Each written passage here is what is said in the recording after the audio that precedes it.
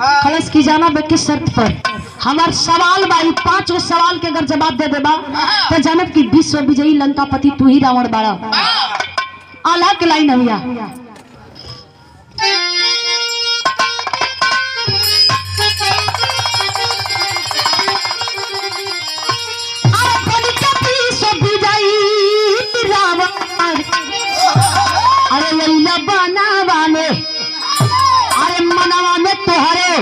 अरे हई भरल बाहो गुपाया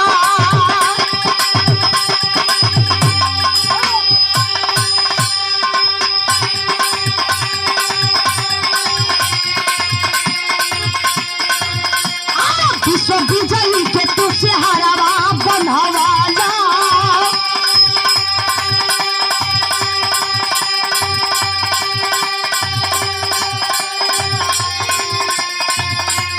अपना के तू हम जाने ला भी दादा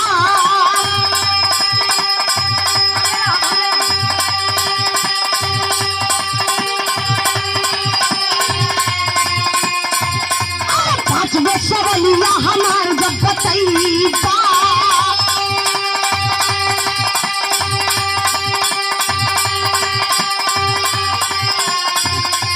तबे हम हो जान बड़ा तू हो भी दादा।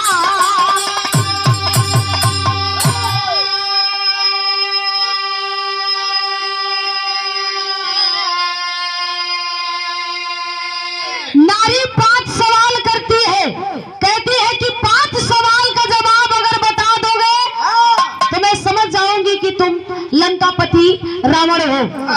सवाल कैलाश पहला का राम नाम जपते अत्री मत गुसियाऊ पंख में अगो हमी अही के छवि छाऊ। दूसरा का सवाल वो कौन नारी है जो कि मरने के बाद भी हजारों बच्चों को जन्म देती है। तीसरा सवाल वो कौन नारी है जो कि अपने साथ 20 अरब बच्चों को लेकर के घूमती है।